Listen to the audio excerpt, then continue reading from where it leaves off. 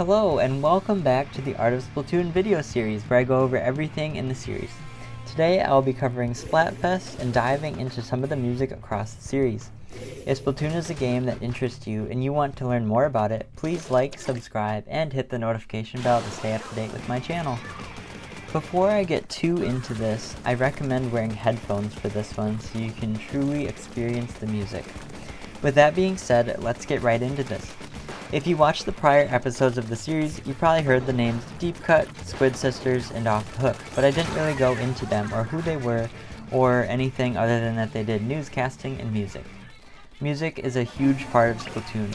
Ink battles and the story are the two biggest parts, but the music is heavily tied into both of those, as well as the rest of the game, and just the culture of the world of Splatoon in general.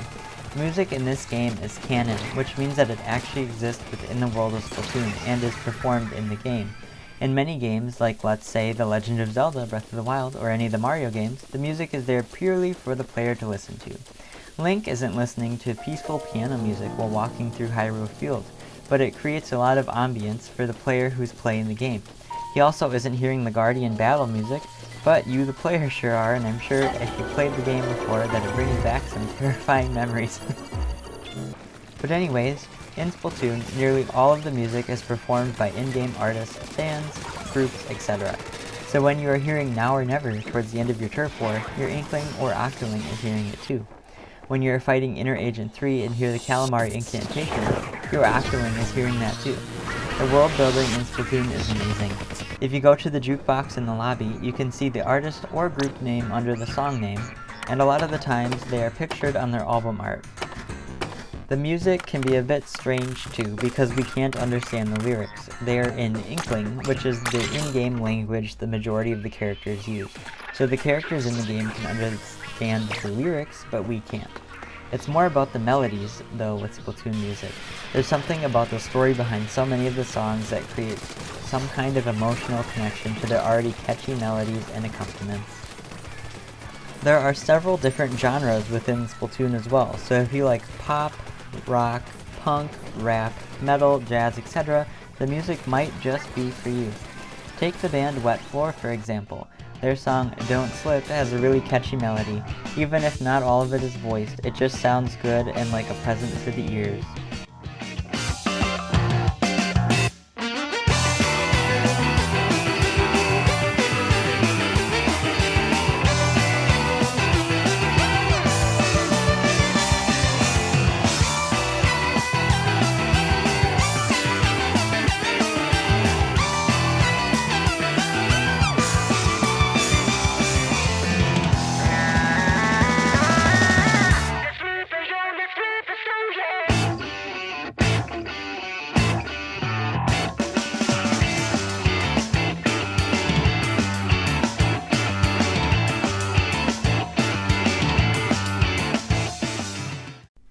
Another group, Ink Theory, focuses more on jazz and instrumentals. Take their song called Riptide Rupture, for example.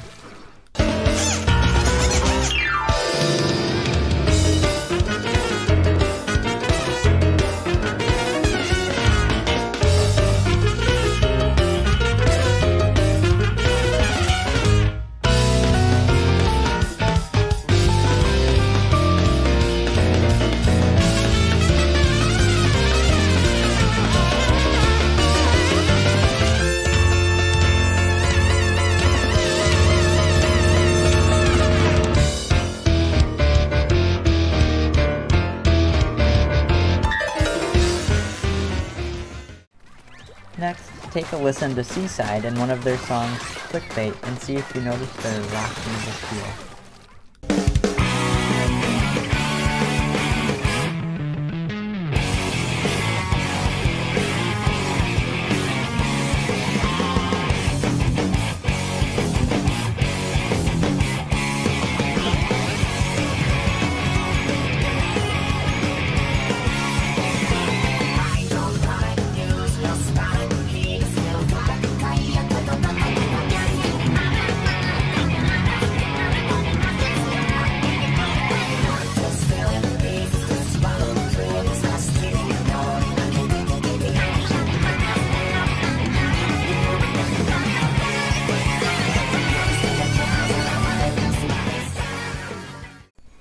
And we'll look at one more for now, an old band from the first game that created a lot of nostalgia, Squid Squad, and their biggest hit, Splatak.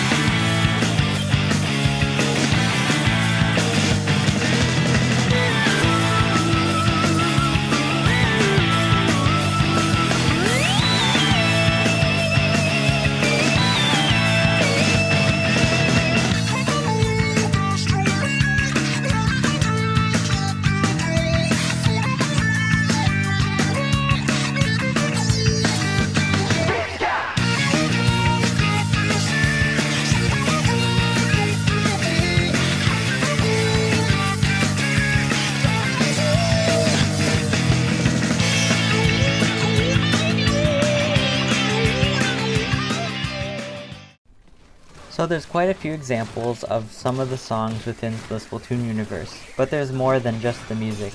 Every once in a while, all of the sea creatures from Inkopolis and Splatsville get together to celebrate music, life, color, and happiness in an event called the Splatfest. So what is Splatfest? Splatfest is a celebration bigger than anything else in the Splatoon world. Like I said, it's a time to celebrate life, color, and music. The celebration lasts all night and all weekend.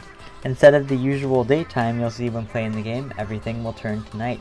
Things light up, the cities get decked out, and the idol groups, which are the 3 groups that I mentioned at the beginning of the video, will be performing live in their respective cities and squares and performing music during battles as well.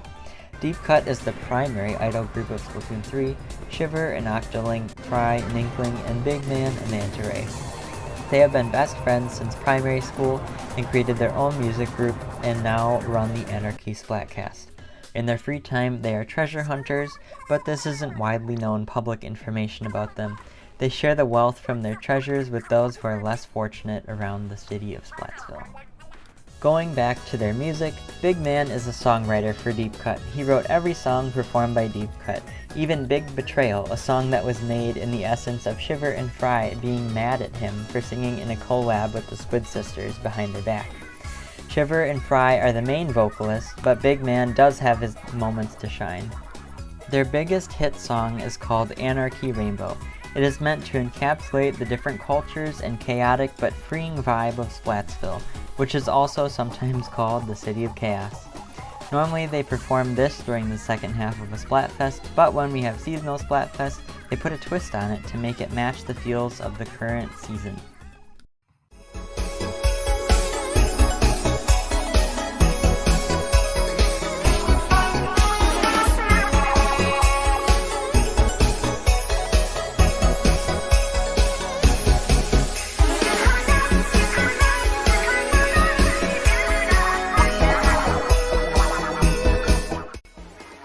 The most recent Splatfest at the time of me making this video was a special one called Splatoween. For this one, Deep Cut all dressed up in their Splatoween costumes, the city was all decorated, and their version of Anarchy Rainbow had a spooky twist on it.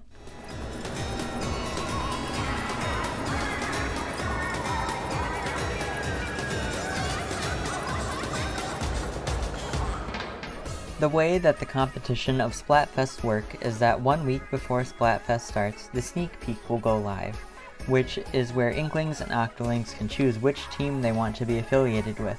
I'll go off of Splatoween here. Who would make the best friend? A zombie, a skeleton, or a ghost? I went with Team Ghost. Once you've picked your team, every time you level up your catalog, you'll get 1 conch shell.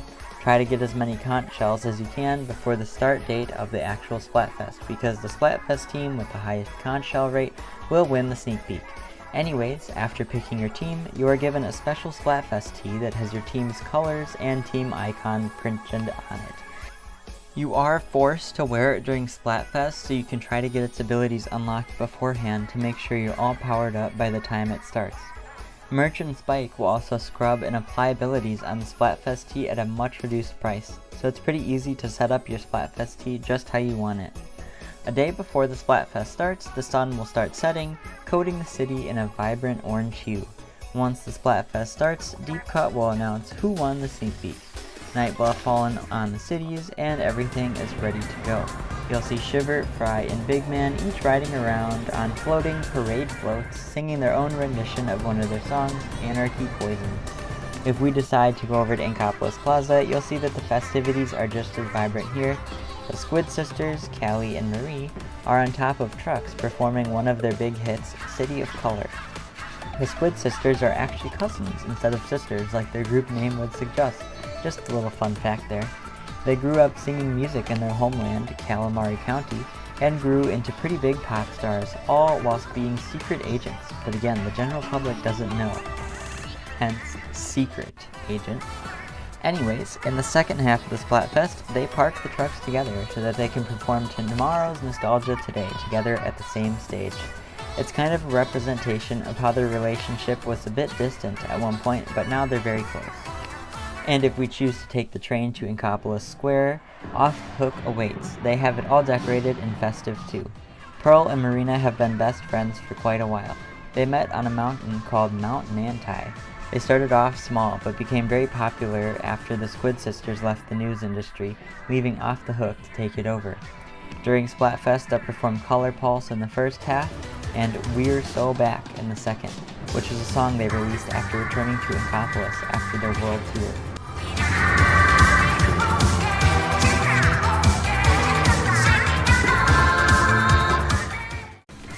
Let's jump into Splatfest battles. Your ink color will always match your team unless you get into a scrimmage or mirror match against other members of your Splatfest team.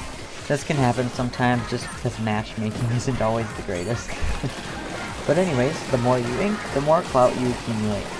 Clout is something you want a lot of, as the team with the most clout in each category will win the category at the end of the Splatfest, and whichever team wins more P from winning more categories wins the Splatfest. In open Splatfest battles, you get clout equivalent to the amount of P that you ink regardless of whether you win or not, but you also get more for winning, an additional 1000 clout.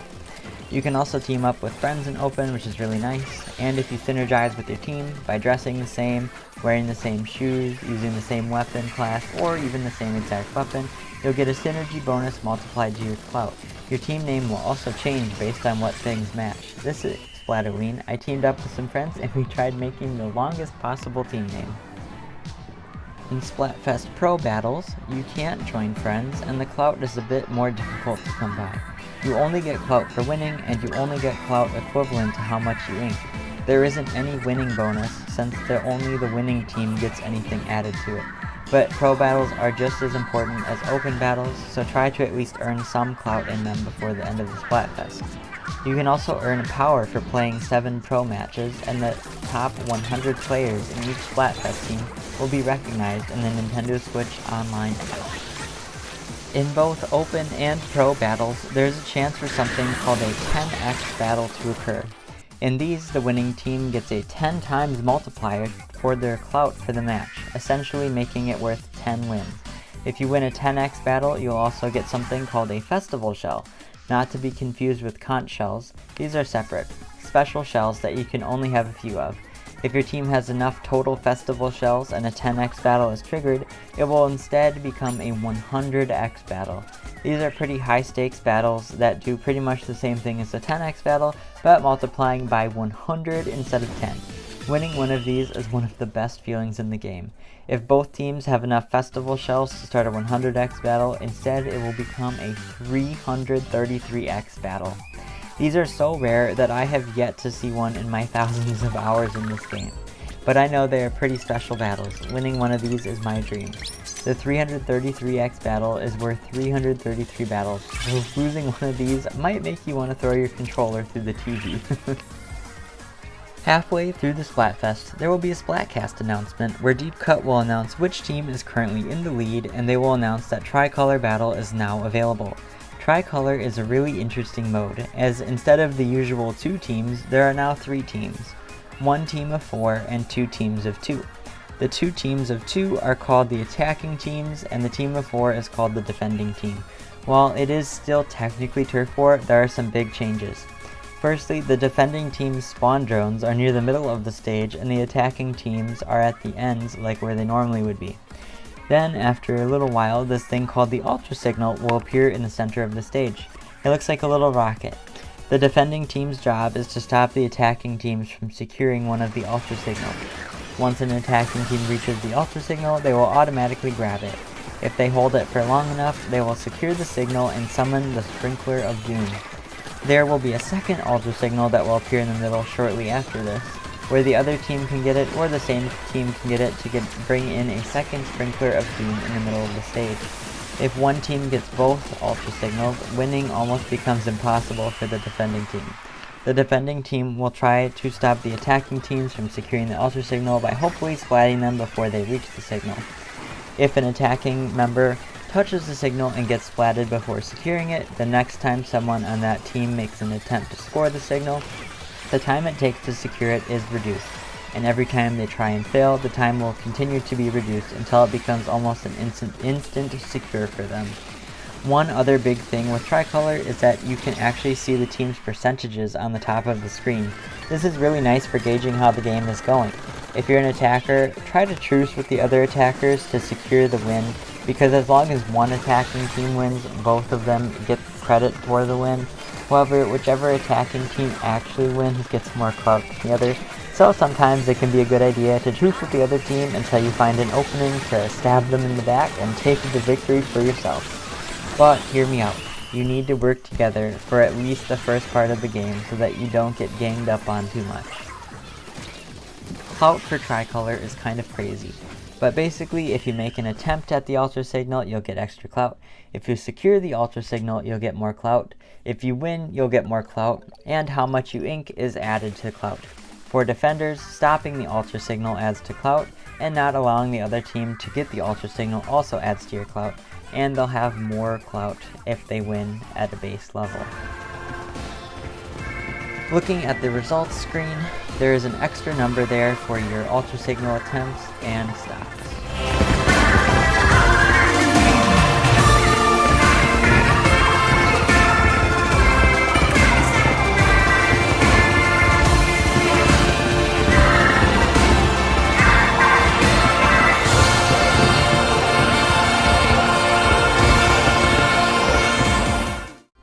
At the end of the Splatfest, Deep Cut will announce that it's over. After the Splatcast is over with, you'll hear Daybreaker Anthem playing all throughout Splatsville and in the lobby.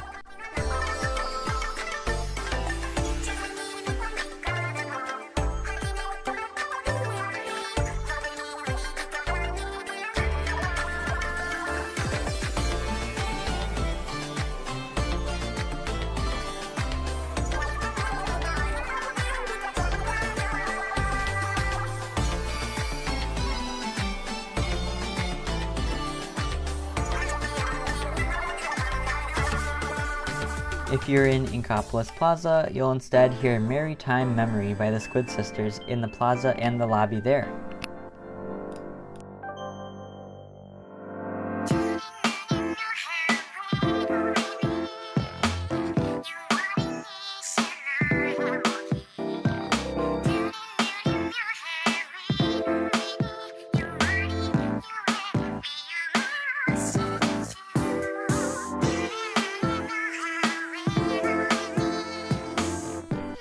And if you're in Inkopolis Square, you'll hear Off the Hook's song Into the Light in the square and the lobby there.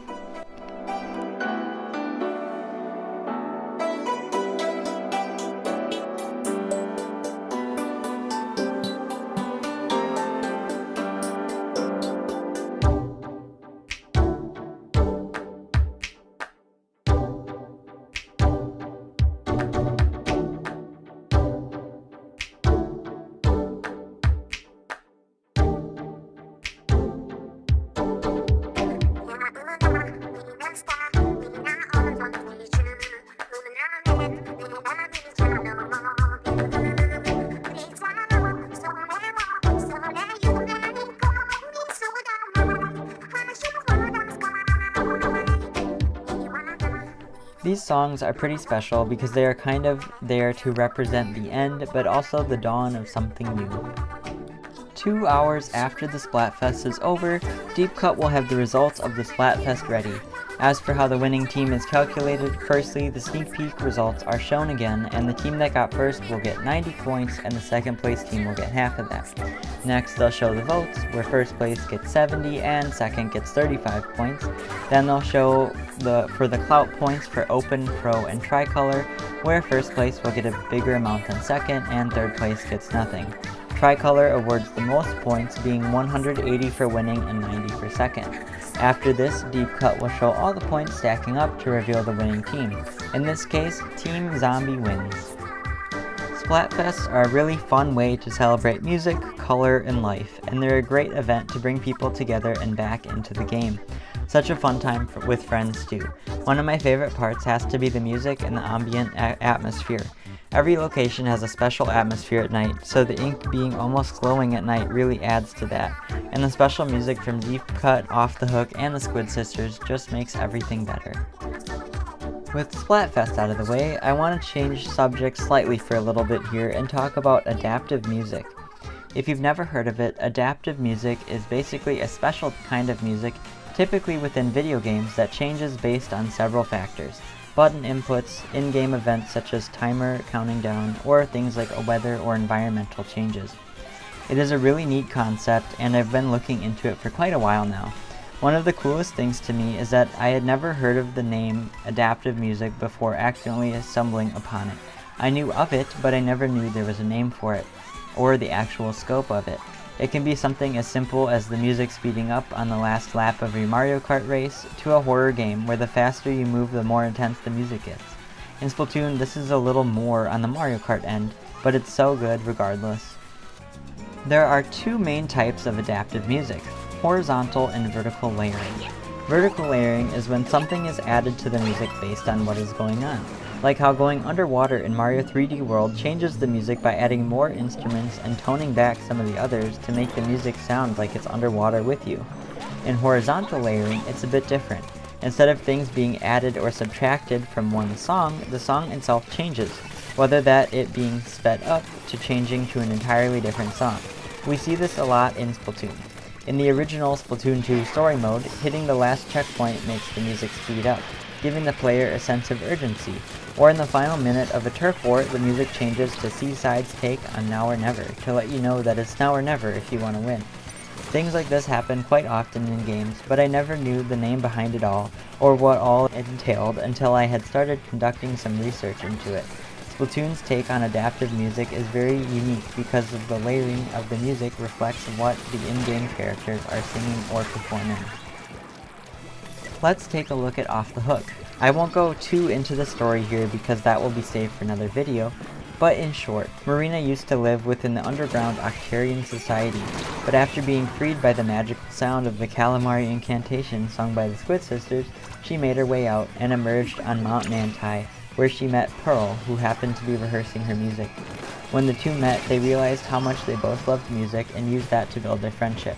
Marina has always loved music, but in the Octarian society, there weren't many outlets for how she could show that she loved music. It was a bit restrictive. However, Marina showed Pearl a demo of her song, Ebb and Flow,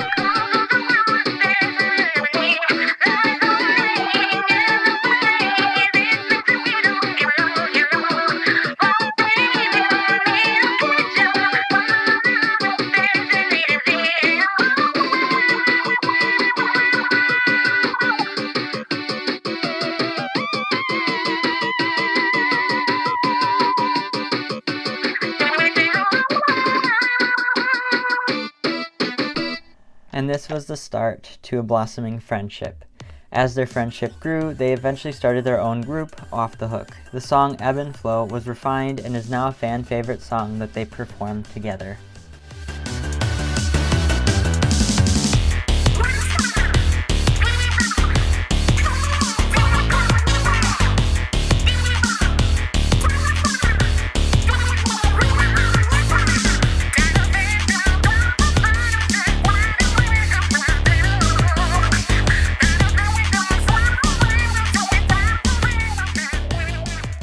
In the final stretch of the Octo expansion, your character, Agent 8, and Pearl and Marina are tasked with covering a statue that is solar charging in ink to prevent it from charging and ending the world.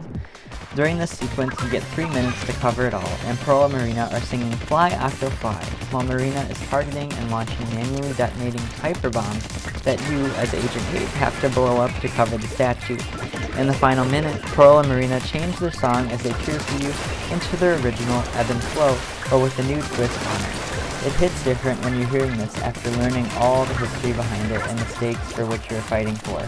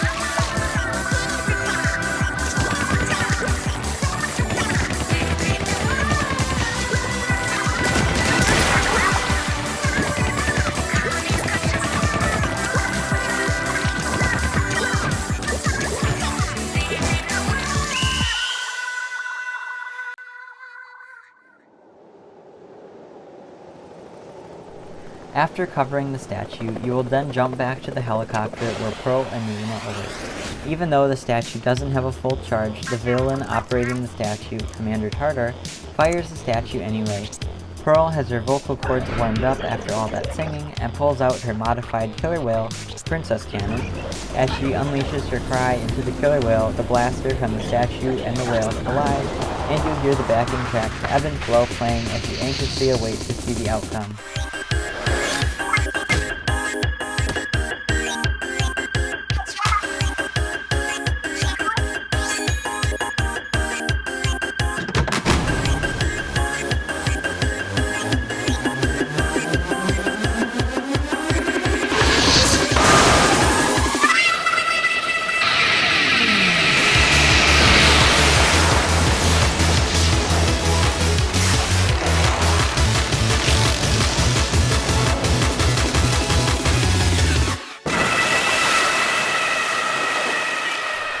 After Pearl wins and blasts the statue into ruin, Commander Tartar is defeated and one more backing track of Ebb and Flow in a peaceful and final way plays.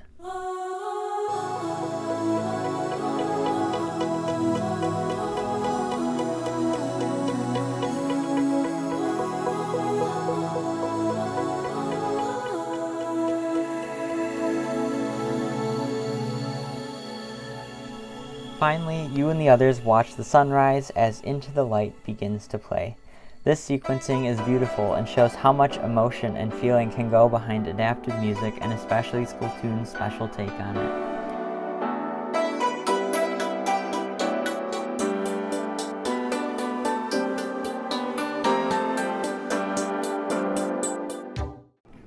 If we head back to other Splatoon music for a bit, I'd like to touch on a few of the other music groups that get some spotlight action in Splatoon 3. I mentioned Harmony in the second episode of the series and her band Chirpy Chips, which uses gaming parts and electronic devices to create their music. Chirpy Chips is one of the most beloved groups by fans of the series. Here's a little preview of one of their songs, Blitz It.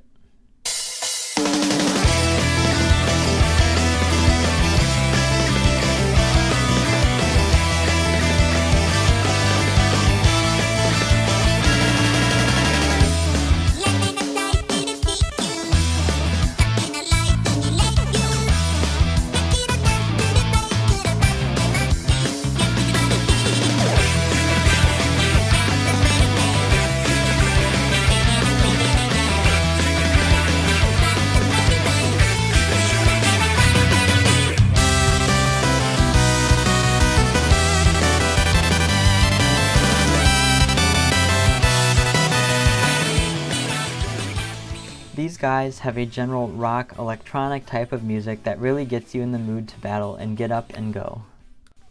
Another group I'd like to bring up is Sashimori. This band is very special because they don't have a vocalist, unlike most other music groups in the game. But you might notice that there are still vocals in their music.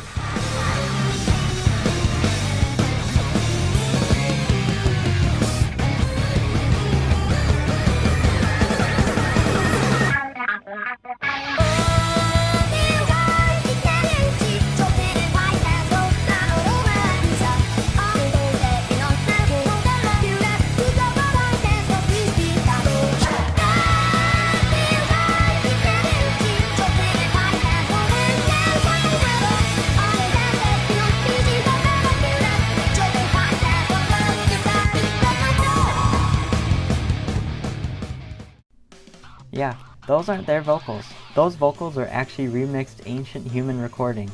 If you didn't know, we humans went extinct 10,000 years ago because of war and rising sea levels caused by our own stupidity, such as nuking the ice caps and blowing things as well as each other up. Doesn't sound too far off from real life sometimes, does it? Anyways, there are still many records of human culture that are reused and repurposed in Splatoon. Look at the weapons: ballpoint splatling, based on the design for a ballpoint pen; splatter shot, squirt gun; H3 nozzle nose, hose reel nozzle. There's a place called Schellendorf Institute, and there are actually several displays of leftover things from humans here. With all of this, going back to Sashimori, they used these old human vocals and remixed them into vocals for their songs. So when you hear their music, know that it is human voices that have been remixed around. How cool is this?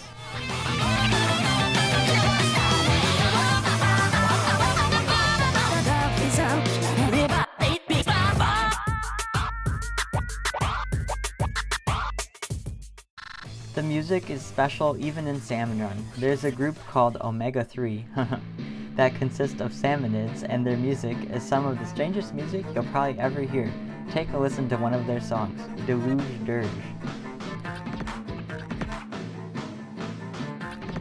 If you're a music theory nerd, you might have noticed how funky the time signatures and the actual feel of the beat is.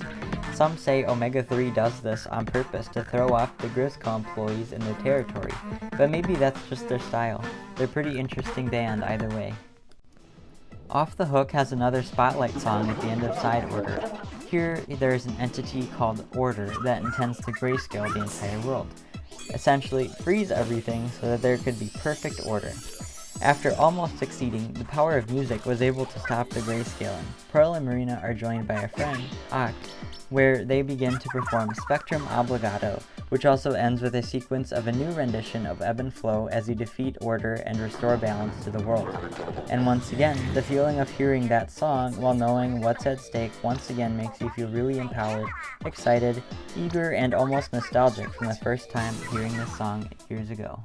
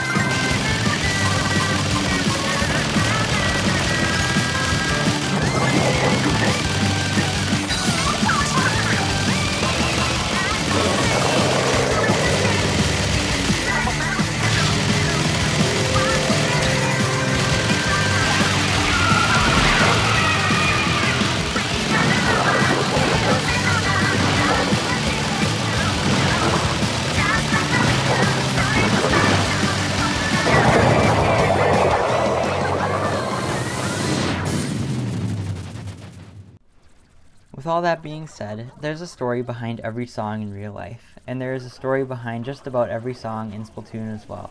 and there's something about that and the use of adaptive music that has really drawn me closer to the series. Whether Splatoon music sounds good or crazy to you, I hope you learned something about the music of Splatoon, and I hope you enjoyed the tidbits on Splatfest and adaptive music.